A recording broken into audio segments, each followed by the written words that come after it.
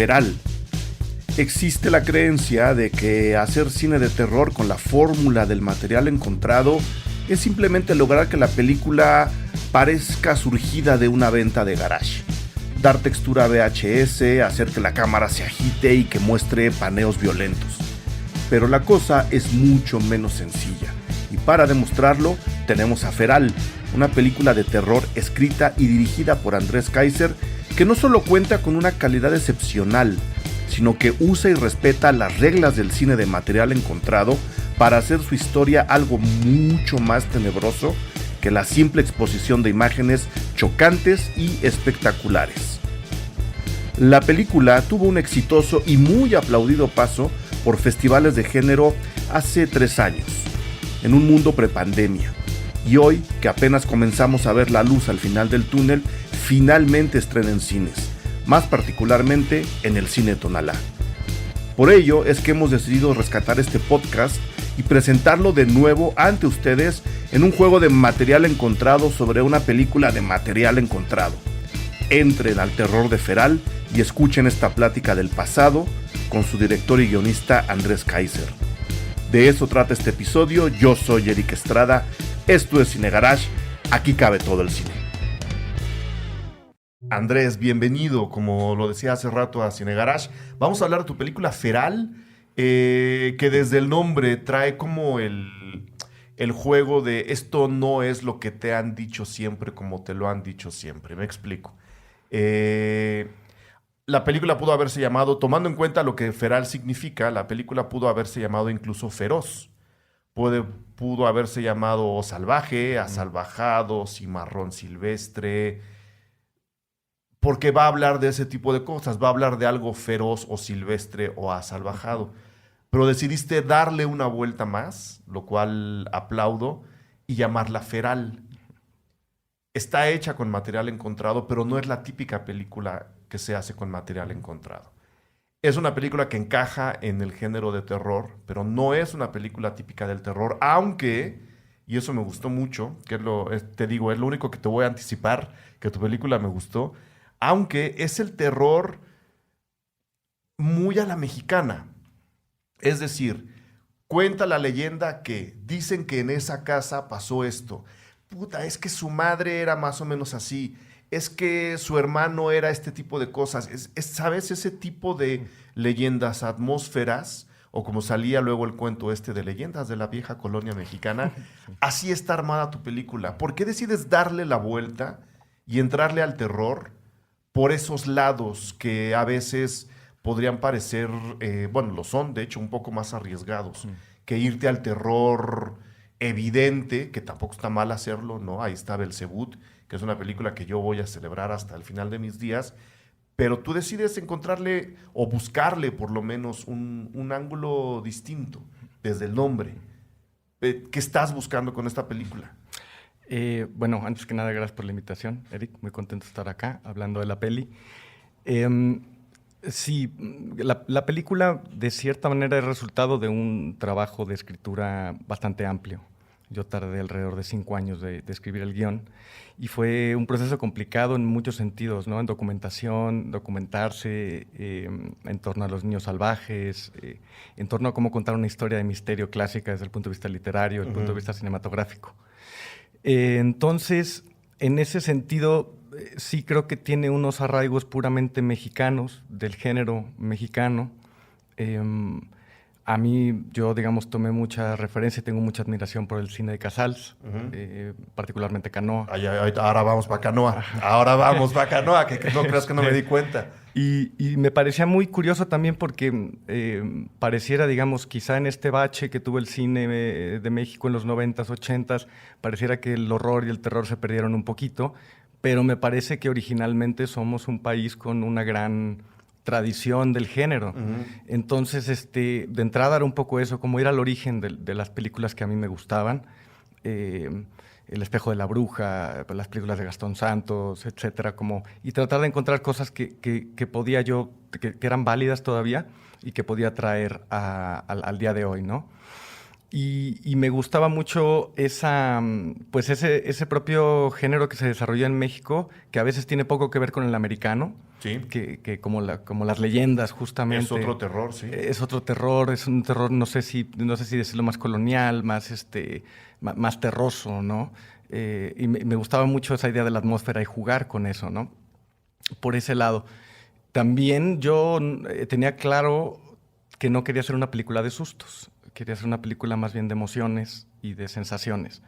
Y que los horrores que la película podía proyectar surgieran a través de las ideas que los personajes hablan o hacen, ¿no?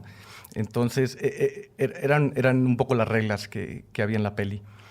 Y desde el título, que a mí fonéticamente feral me parece una palabra muy bonita también, que tiene muchos significados, como dice justamente feroz, salvaje. En un término biológico, es también toda especie viva que no ha sido domesticada, ¿no? Pueden ser plantas, animales. Entonces, pues digamos que en base de estas reglas, traté de hacer una película hiperrealista que pudiera como conectar pues, con eso, con la realidad de uno de los tantos Méxicos que hay por ahí o de uno de los imaginarios de México que se han construido y tratar de actualizarla con el found footage, que pues es un tema también, ¿no? Que creo que ya el mundo estaba un poco gastado y harto de las tantas vueltas del found footage, que no termina siendo tampoco, creo, una película 100% del found footage, sino que se basa un poco en él para quizá contar otras cosas, ¿no? Entonces, pues, un poco era eso, como tener claro que era una película de sensaciones, de ideas, y que el espectador tenía que llegar al horror por esas ideas que se proyectaban a través de la película, ¿no? Entonces, por un lado, tenemos reglas muy claras. Bueno, para la gente que no ha visto la película, que ya ha dado vueltas por varios festivales, pero que se va a presentar ahora en el festival, no ahora, hoy, sino va a estar en el Festival Macabro de Correcto. este año. La historia, yo no quiero entrarle a definir la historia, porque probablemente entro yo por un lado que tú no quieres dejar claro todavía. ¿Cuál sería la sinopsis de la película desde tu autoría, digamos? Sí. Yo quizá podría catalogarla como un horror religioso. Ujú. Me gusta digamos, esa etiqueta o ese encasillamiento para poner la película en algún lado. Y la sinopsis, digamos, la película trata de un ex sacerdote que, digamos, debido a que fracasa en su vida contemplativa, como cristiano decide irse a vivir al monte, a vivir al bosque solo, ¿no? Entonces, después de un tiempo, hace un par de amigos ahí y encuentra unos niños salvajes, que los niños salvajes son estos niños que, debido al abandono o al encierro, no tienen capacidad para hablar, para comunicarse, tienen problemas motrices, y a él no se le ocurre otra mejor idea que traerlos a su casa con intención de civilizarlos de lo que él piensa que es la civilización. Claro. Y enseñarles el lenguaje de entrada, enseñarles los modales y obviamente, digamos, la educación cristiana que va de la mano, ¿no?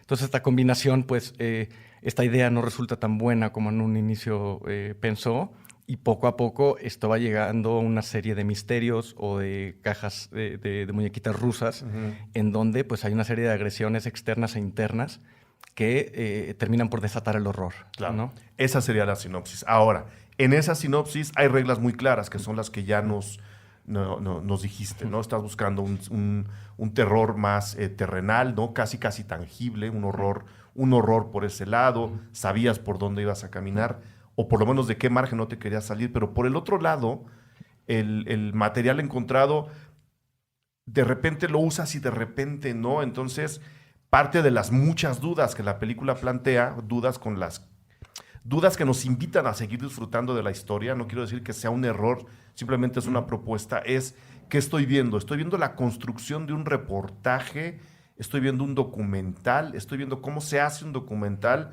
o estoy viendo incluso cómo alguien que no es nadie de los que estoy viendo en la historia juntó todo este material. Esas otras libertades que le vienen muy bien a la película, ¿por qué decides de repente tomártelas? Te lo voy a poner más claro. Hablando del material encontrado, muchas de las películas fallan justo en las facilidades que le ponen a la utilización del found footage. Que de repente son solo cámaras de seguridad, pero alguien misteriosamente trae la cámara mágica en donde todo se resuelve y uno dice, oh. O a veces es tan falso el fan footage que dices, ¿quién estaba grabando? Están todos los personajes ahí enfrente y todas las cámaras que hay las traen cargando ellos. O sea, se toman libertades que desinflan la propuesta. Las libertades que tú te tomas hacen todo lo contrario.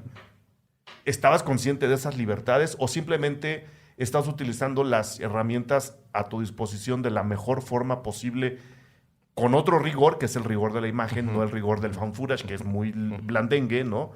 O sea, se puede manipular de cualquier forma para darle mayor cuerpo a estas atmósferas?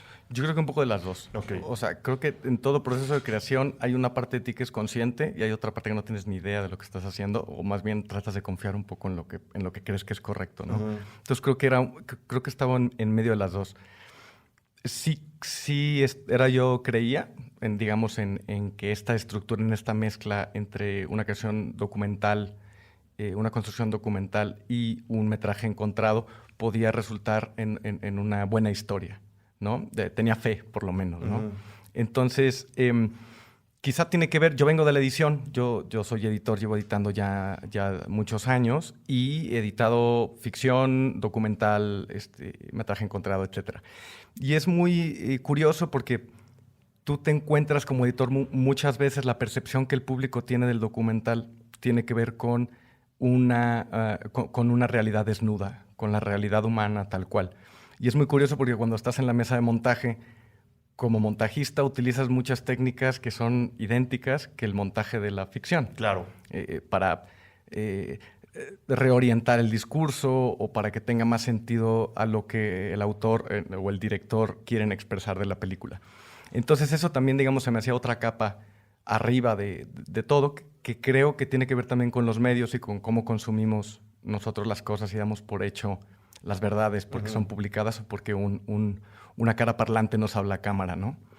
Entonces, sí estaba, al final del día estaba consciente de las herramientas que tenía, y lo que me gustaba mucho de la construcción documental es que muchas veces, a diferencia de la ficción tradicional, te permite ser como más libre. Te permite, por ejemplo, irte al pasado o al futuro, o a un futuro que pudo haber sido, o que podría haber sido, y regresar al pasado. Especular un poco, Especular, ¿no? exactamente. Sí, imaginar varios escenarios y varios senderos. Y eso era lo que la película, yo creo, necesitaba, ¿no? Había una mezcla de fondo de muchas ideas también que digamos, nacieron por la semilla de los niños salvajes y de la civilización, pero es una mezcla de muchas cosas. Entonces, para mí también en el tema formal, eso requería una mezcla también digamos, de diversos estilos o de diversos formatos, ¿no? Y bueno, yo creo que al final del día, pues sí, terminaron conviviendo, ¿no? En la película, por lo menos. Y entonces ahí es donde viene el tema de la investigación. Había que investigar para que este tono se mantuviera más allá de si la gente percibiera un documental o un metraje encontrado puesto como casi por casualidad. La investigación y los datos que tú ibas a utilizar ahí tendrían que ser muy reales. Sí. ¿Qué tan lejos fuiste en la investigación? Y ojo, lo quiero resaltarle a la gente, estamos hablando de una película de terror, para que vean que el cine tiene su rigor, se haga lo que se haga, ¿no? Para hacer una película como estas, que se basa en el material encontrado, en el metraje encontrado, pero que está construyendo una serie de leyendas hacia adentro de la película, ¿qué tanto se tiene que investigar más allá de tener referencias cinematográficas? Yo creo que, por un lado, sí hay una parte que en toda obra, ya sea ficción o documental, tienes que hacer una investigación rigurosa, pero también en esta película daba para hacer algo que parecía ser una investigación rigurosa, que en realidad entraba en el terreno puramente de la ficción. Digamos, el caso más riguroso de la película que plantea es justamente donde inicia todo el pasado de este personaje, que es el convento de Santa María de la Resurrección en Cuernavaca, que es una historia real que sucedió en los años 60. Ya todo lo que nos cuentan del psicoanálisis, eso sí pasó. Es correcto, eso es una historia real, y me parece realmente choqueante que nadie haya puesto mucha atención en eso.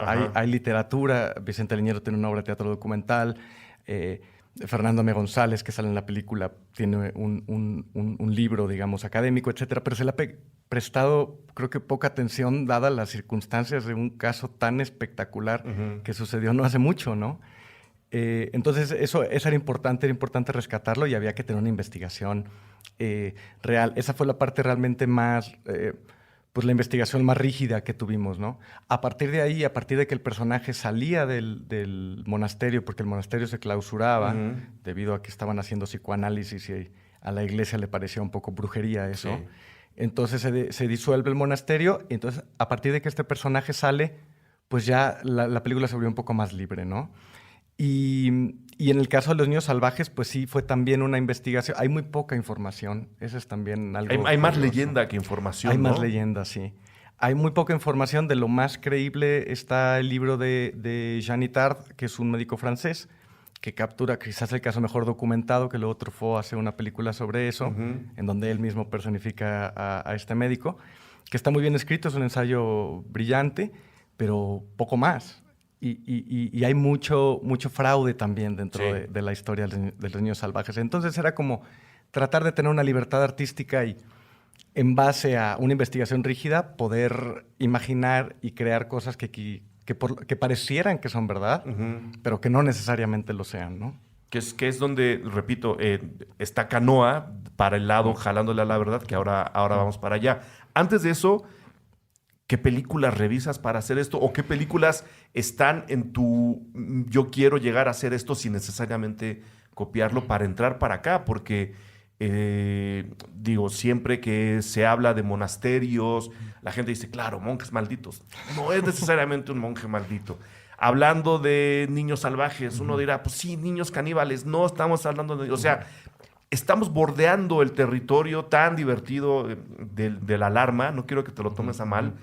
Pero regresas en cuanto el margen empieza a jalarte hacia ese lado, la película regresa y decir, no, a ver, estamos en otro tipo de ambientes, estamos en otro tipo de atmósfera, es una película muy interna. ¿Qué otras películas hay ahí alrededor tuyo para decir, alimentaron Feral de una manera o de la otra? Un montón. También mucha literatura, sobre todo, ¿no? Yo diría... El Señor de las Moscas de William Goldwyn, que tiene sus dos adaptaciones sus de dos cine. Versiones, sí. Que yo de niño vi la de los 90s que me quedé totalmente... Las dos son brutales. Brutales. Hay mucho del Señor de las Moscas en la película.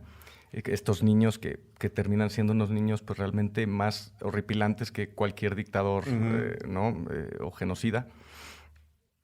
Está también películas tan disímiles como La princesa Mononoke de Hayao Miyazaki, que había algo en esa atmósfera y en esa belleza que podía ser, no sé, que habría una necesidad de traerla. Está Canoa, por supuesto, de Casals. Está Truffaut. Está, por supuesto, Holocausto Caníbal. Sí, lo más evidente, digamos. Lo más ¿no? evidente, ¿no? El buen found footage.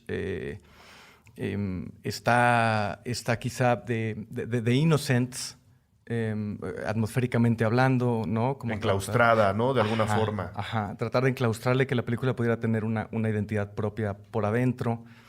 Es muy dispar, digamos, la mezcla de las películas que me fui como a Sangre Fría de Truman Capote. También había algo ahí de cómo contar esa historia, cómo empezar desde el principio, sin esconder nada. Y no se trata de qué va a suceder, sino del camino, de recorrer un poco el camino, ¿no? Claro. Entonces, sí fue un proceso de agarrar mucho de todo, no necesariamente en el término formal, sino también pues temático o artístico, ¿no? Y luego en esa, digamos, en probablemente tantas influencias es donde se va reflejando un poco el trabajo de fotografía de la película, que juega mucho con texturas, que juega mucho con formatos. ¿No? Al principio estamos evidentemente viendo un noticiero de los años 80. La película, si bien es de este año, de hace 2 años, nos lleva a un viaje a los años 80, ¿no? Lo cual la inserta además en un paréntesis que yo estoy armando personalmente muy interesante, de los 80 que están reflejando las películas del siglo XXI, los 80 mexicanos. Pero hay mucho juego en la fotografía, mucho juego de texturas. Se usó realmente ese tipo de, en el caso del Betamax, ¿Usaron esas cámaras o todo fue un tratamiento en postproducción? No, fue una mezcla. Sí usamos Betacam SP. Fue muy complicado encontrar una cámara Betacam SP que funcionara a la perfección, porque nos encontramos con unas cosas terribles con el sensor ya deshecho y tal. Y logramos encontrar una que funcionara. Y que aguantara toda la película. Es que justamente como que en esas pruebas, que tuvimos muchas pruebas de formatos y de ver cómo se iban a ver esas texturas, habíamos, por ejemplo, encontrado una cámara que se llama Iconoscope, que al parecer es una cámara sueca o nórdica, que la idea era cómo crear un Super 8 digital. Okay. Pero hay en el mundo, no sé, 4 cámaras, ¿no? Y había una aquí en México. Y entonces era precioso porque le puedes poner óptica 8 milímetros de cámaras de los 8 milímetros. Hicimos pruebas, nos encantaba. Y el día de pruebas ya, digamos, en preproducción por filmar, empezó a sacar unas rayas terribles el material, ¿no? Y entonces nos dio miedo. Imagínate qué hacemos si aparte vamos a filmar en el monte, en la montaña, y esta cámara se echa a perder. ¿Qué vamos a hacer? Entonces tuvimos ahí que reacomodar un poco la cosa. Pero sí, el fotógrafo, que me parece fue una enorme contribución formal a la película, en un gran trabajo, realmente tuvo que adaptarse a lo que tenía entre manos, ¿no? Y a veces lo que tenía entre manos era bastante poco. Entonces, pero sí, me parece que una de las grandes contribuciones de la película es justamente la fotografía. Mark Belver, que la hizo, fue un gran apoyo, no solamente en el término estético, sino narrativo también, ¿no? Fue un gran apoyo para mí, porque esta es mi ópera prima, mi primera película. Entonces también creo que era un pilar muy importante en donde yo me podía apoyar y confiar, ¿no? Y de hecho, no vamos a revelar más de la historia, pero en el momento en el que, digamos, esta leyenda negra del hombre que vive en la montaña explota un poco dentro de la historia, viene un momento claramente referenciado a Canoa, en donde incluso visualmente te acercas mucho al material de Casals. O sea, más allá de la estructura y más allá del sacerdote y del pueblo, ¿no? Que están reunidos escuchando el mensaje del padre que está planteando una amenaza. Más allá de eso, visualmente también te acercas a Canoa. Entiendo que haya un gusto personal por Canoa, yo lo tengo, pero ¿en qué momento decides también va a entrar en la propuesta trágica de mi película? Digamos, hay como dos formas, ¿no? En lo dramático, estaba ahí porque, o sea, tomó cierta resignificación, porque en algún momento yo llegué a un texto que me parece lo consiguió Ortiz Pinchetti, si no me equivoco, acerca de la narración de un linchamiento en el Estado de México en el 2013. Y tú lo leías y realmente, si yo te hubiera dicho que era un pedazo de periódico de 1940, podrías, o sea, no. Y me parece muy impresionante, ¿no? Cómo los linchamientos todavía siguen por parte... Hubo uno hace 2 semanas, creo. Ajá. ¿Sabes? Te habla mucho del abandono del Estado, Sí. de las instituciones del Estado, de las instituciones educativas, de seguridad, etcétera, culturales, ¿no? Entonces me pareció que era todavía muy, muy, muy reciente, ¿no? En el punto de vista dramático. Y en el punto de vista estético, que sí es correcto y concuerdo contigo que hay un parecido, tuvo que ver con un excepcional trabajo de locaciones en toda la película que hizo el maestro León González, que dentro de lo que se estaba consiguiendo y tal, pues en un momento llegaron... Sí, necesitamos una iglesia con un pueblo. Es correcto, ¿no? Que hay mucho para dónde, ¿no? Pero de pronto un día llega León con esta iglesia y la veo, digo, es Canoa. Es extraordinaria. Sí. Ajá, esa es la encontraste, es Canoa, hagámoslo ahí, ¿no? Y la gente del pueblo muy participativa, utilizamos mucha gente de ahí, actores que salen en la película, porque hay también una mezcla entre actor y no actor. Sí. Y la gente lo recibió increíblemente. Y claro, pues en la película, bueno, no queda muy bien parado el pueblo, aunque es un pueblo ficticio, digamos. Sí, es un pueblo. ¿Ya la vio Casals? No. ¿Quieres que la vea? Me encantaría, sería extraordinario, sí, por favor.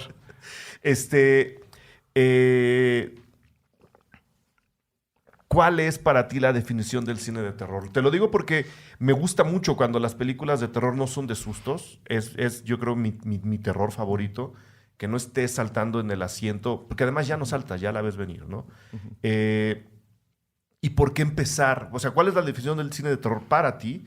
¿Y por qué empezar tu carrera como director con una propuesta de terror? Respecto Las a puedes lo contestar primero. en desorden, Sí, no te, sí, sí, no te sí, sí, sí, sí. angusties.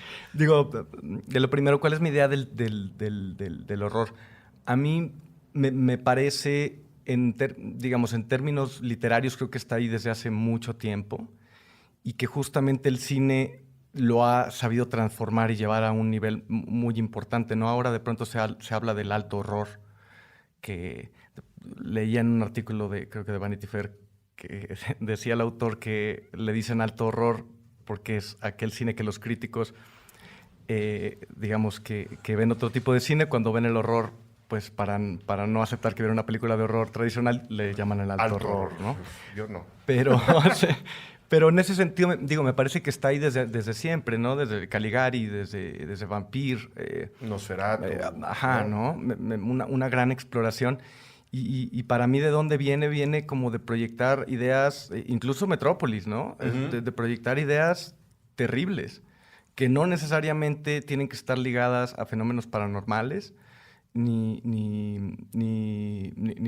del imaginario popular, digamos, de la brujería o tal, sino que también pueden ser muy reales de lo que está aconteciendo en el mundo. Y ahí es donde creo que tiene la gran capacidad para hacer un comentario social de la actualidad, ¿no? De lo que está sucediendo. Entonces, para mí es un enorme potencial, que es lo que quizá, más allá de formalmente, porque creo que formalmente hay muchas decisiones que se pueden hacer, pero sí tratar de que ese horror que se proyecte produzca un terror en la audiencia, porque le es cercano, porque le podría pasar, porque quizás se ve reflejado en muchas maneras, ¿no? Claro. Entonces, para mí como eso sería lo primero, o lo más valioso, pues, de una película de género, ¿no? De género oscuro. Aunque me encantan también las películas digamos, de vampiros y fantasmas, etcétera, creo que también hay todo un imaginario muy Claro, bueno, claro. No, ¿no? de sustos hay unas muy buenas exacto, también, ¿no? Ajá. Y de por qué decidí hacerla, porque es curioso, al final del día yo llevaba mucho tiempo tratando de hacer otra película. Había escrito un guión que también tiene que ver era una comedia, es una comedia, porque No ha muerto. no ha muerto, no lo he quemado. Es una comedia que es una comedia que tiene que ver con un perico que habla en una comunidad y que se le atribuyen gracias divinas, ¿no? Que tiene que ver con Dios y la interpretación que hacemos de Dios. Y luego, pues por cosas del proyecto no lo logré levantar, etcétera. Y entonces me enfoqué en este segundo porque yo pensaba que iba a ser más fácil, ¿no? Ajá. No. No, yo creo que resultó más complicado. Entonces, pero lo que resulta curioso es que al final del día se parecen mucho como en las preocupaciones temáticas, independientemente del género que cada una de las películas tuviera, ¿no? Que sí quería hablar como de la relación de Dios y el ser humano, de cómo concebimos la figura de Dios, qué tan alejada o qué tan ficticia es, y para quien es real, de verdad, cómo experimenta eso en su vida, ¿no? Tú no le puedes negar una experiencia mística a nadie. O sea, si él lo dice que la tiene, pues digo, bueno, ha de ser interesante también que la comparta, ¿no? Claro. Pues se me hace interesantísimo que lo hable. Y ver también cómo ha funcionado en el tema de construir el mundo y de confundir al mundo también, ¿no? Entonces eso era como la preocupación, yo creo, central. Y poco a poco, pues la fui llevando al género porque, pues sí, me considero un fan del género y eventualmente, creo que sin darme cuenta mucho, me fui contaminando hasta que, pues, sí, hay que aceptarla. Había que sacarla. Había que sacarla. Y bueno, ya habiendo hablado de esto, ¿no? De el retrato que de un país, en este caso México, puede hacer el cine de horror, las pesadillas que puede poner en la mente de quien está viendo una película, habiendo metido a Canoa, que también es una película socialmente muy crítica, ¿no? Muy, muy incisiva. ¿Cuál es el México que tú estás reflejando en esta película? Te lo voy a poner así. Hubo un momento en el que, por cosas que pasan en la película, yo dije, ahí hay un pequeño, es una apreciación muy, muy personal, ahí hay un pequeño comentario a las atrocidades de la conquista. El conquistador evangelizador, creyéndose dueño de la verdad absoluta y de la única fe del mundo, llega y se encuentra algo que él interpreta como completamente salvaje, como incluso carente de alma, a quien tiene que darle un alma y tiene que civilizar, y estoy entrecomillando, y tiene que darle el toque de la inteligencia a través de la fe para, primero, según él, hacer del mundo algo mejor, y segunda, pues también liberar sus propios pecados. Yo ahí medio empecé a leer y esperaba que la película se metiera más por ahí. La película tiene su propio rumbo, no es ninguna queja.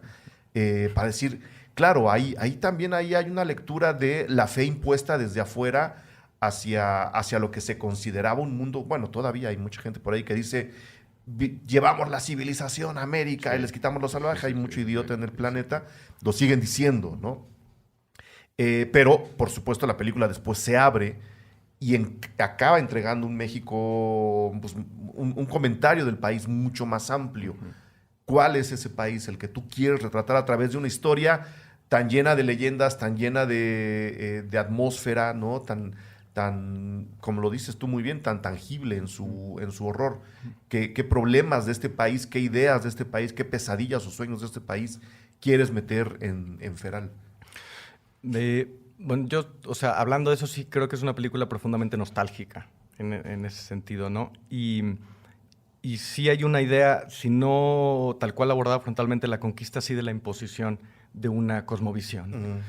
Y somos, digamos, no por nada, somos uno de los principales países católicos en el mundo, ¿no?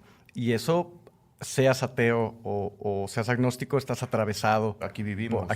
Aquí vives y de alguna manera u otra eso te atraviesa, ¿no? Entonces, por un lado, se me hacía triste la idea de las oportunidades perdidas.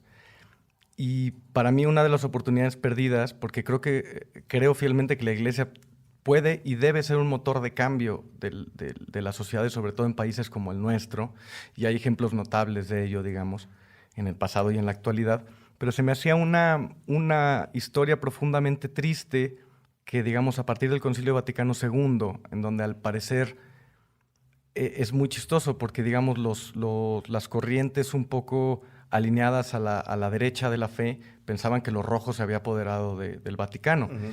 Y los de la corriente de la izquierda en realidad pensaban que no se había hecho una reforma como lo que se necesitaba en ese momento. Entonces, como que nadie quedó muy contento, ¿no?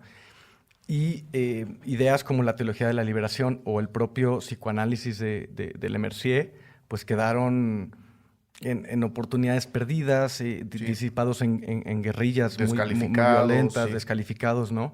Entonces, para mí se me hacía pues muy triste que justamente podía haber en los 60s en México, en este momento de ebullición política, aunado con el movimiento del 68, de los médicos, de los religiosos, había muchas cosas que se estaban moviendo y a pesar se perdieron, ¿no? Entonces, en eso se me hacía que yo como generación, porque yo no soy de esa generación, pero como producto de esa generación, pues me sentía un poco desencantado con esa posibilidad perdida, más que ser un optimista con respecto al futuro, ¿no? Uh-huh. Y quería un poco plasmar esa pues no quiero decir pesimismo, pero sí esa nostalgia, digamos, esa nostalgia por algo perdido, esa nostalgia por algo que nunca tuviste, ¿no? Uh-huh. Y que si escarbas un poco de eso, encuentras el horror, ¿no? Entonces, y en el sentido, pues de hoy, bueno, al parecer hay mucha esperanza por temas políticos obvios, pero, pues bueno, parece que también el país tiene enormes problemas, ¿no? Y uno de esos problemas me parece que tiene que ver con el eje religioso cristiano-católico. Y el tronco duro de ese pensamiento. Exactamente, ¿no? Sí. Exactamente. Y cómo eso tiene sus ramificaciones, digamos, o puede tener sus ramificaciones con la política o con el modo de actuar individual, pues, ¿no? Sí. O sea, cómo la malinterpretación de las escrituras pueden llegar a ser a alguien realmente cosas atroces, monstruosas, ¿no? Y convertirnos en verdaderos monstruos. Que eso yo creo que también es parte de la tesis de la película. El monstruo no está afuera. Claro, está adentro. El monstruo está adentro, ¿no? Y es todavía más terrible, ¿no? Como en The Innocents. Es correcto.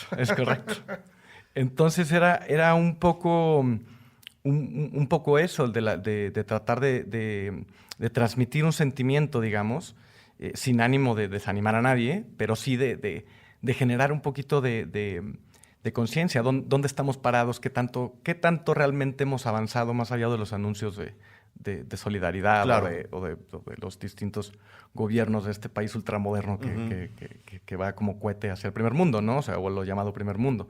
Un poco revisar más bien las bases, qué está sucediendo en las bases, ¿no? Pero entonces, ¿por qué llevas la película a los 80 y no a los 70 o a los 60? Porque yo soy de los 80s, pues. Ok. O sea, como que me sentía más familiarizado, digamos, con una... dos cosas. Uno era si yo me considero más, digamos, el Betamax y ahí, pues... Claro. Número uno, partes de un caso real, pero ese caso fue en los... En los 60s también o sea, sí se había chance de llevar los 60. Podía ser, pero era una línea de tiempo que, digamos, en el imaginario de la línea de tiempo era más Te o menos... apretaba un poco. Sí, el caso... Era poco creíble, Era digamos. poco creíble. Sí, Digamos, sí. en la tesis documental, si lo imagináramos, era si él salió si el personaje salió del convento a finales de los 60, pues en los 80, Claro. unos 20 años después, estará ya haciendo otras cosas. Sí, como lo que vamos a ver en la película. Exactamente. Unos experimentos extraños. El experimento prohibido le llaman en la película. El experimento prohibido, eso es un término real. Real, por sí, ejemplo. ese sí lo había oído. Sí. Entonces, él realiza un experimento prohibido, que esa es otra, la ética de la ciencia también, ¿no? Entonces, sí, son ideas terribles que de cada una podría sacar incluso una película, creo, ¿no? O sea, de este pequeño conjunto de ideas que la película trata de aglomerar Sí. un poco y darle unidad, ¿no? Tomando en cuenta que es una película, ya más o menos definimos el horror en el que se mueve, la atmósfera que maneja. Por supuesto, no estén buscando, no hay una pelea de bien contra el mal. La película está justo encima de esas dos cosas y en consecuencia no hay una resolución definitiva y en consecuencia también sobre eso no hay un final feliz. Es un final de otra forma. No estoy hablando, bueno, ya hablamos del pesimismo de la película y eso queda claro. El final es parte de la propuesta de el horror no se termina. Esto continúa. Es un poco atípico el terror, al terror que estamos viviendo ahora en el cine, incluido el mexicano. ¿Cómo ha respondido la gente en festivales frente a Feral? Yo creo que generalmente el público le ha gustado la película. Ha estado, justamente ha tenido la cualidad, yo creo, de la película de poder estar tanto en festivales de género como en festivales no de género, ¿no? Entonces, pero me parece que en los dos la gente ha respondido bien. Le gusta la película, le gusta porque por extraña, yo creo, también de entrada, porque si no es Nunca sabes qué está pasando. No. O sea, nunca sabes qué está pasando. Llegas a la mitad de la película y dices, ¿hacia dónde? ¿Por qué nos estamos metiendo más en el bosque? Si sabemos que no tenemos que ir para allá, Exacto. ¿por qué seguimos caminando hacia el bosque? Sí, creo que la respuesta ha sido positiva. Y también en términos de crítica creo que la película ha sido positiva, si bien se ha llevado también, como todas, yo creo. Un par de palos. Ajá. Pero creo que la respuesta ha sido positiva y que el público son de las cosas que yo creo, ¿no? Y no solamente con mi película. Creo que hay un montón de películas allá afuera que si se les diera la oportunidad de tener una propia distribución y el público la oportunidad para verlas, creo que las disfrutarían mucho también, ¿no? ¿Están dudando los distribuidores frente a un terror que no es el de sustos? ¿Te ponen muchas trabas? Están desconfiando del público de entrada, ¿no? O sea, la gente a la hora de distribuir este tipo de películas dice, es que a la gente no le va a gustar. Y pues es que si no la ven... Yo sí tengo la sensación de que los distribuidores, no quiero decir que todos, porque hay un montón, Claro. ¿no? Pero sí tengo una sensación que hay un cierto conservadurismo, digamos, dentro del punto de vista de la distribución, que es entendible por cómo el negocio está cambiando tan rápido en tan poco tiempo y etcétera. Pero sí creo que, digamos, ir a lo seguro o ir a lo... hablando en primera persona nos ha costado muchísimo trabajo llegar a mostrar la película, entablar un diálogo con un distribuidor. Ya no te digo convencerlo de que o sea, sí, claro. ¿no? Entonces, sí creo que ese es uno de los grandes problemas que enfrenta el cine mexicano sin duda alguna, ¿no? Sea de género, ¿no? Sea de género, ¿no? La distribución, ¿no? Entonces, pero bueno, esperando que justamente a través del estreno aquí en Macabro, que se nos hace una gran plataforma, digamos, y que pues salgan ahí gentes más interesadas y que puedan decir, bueno, esto puede esto puede tener un nicho, puede gustar a un público, ¿no? Sí.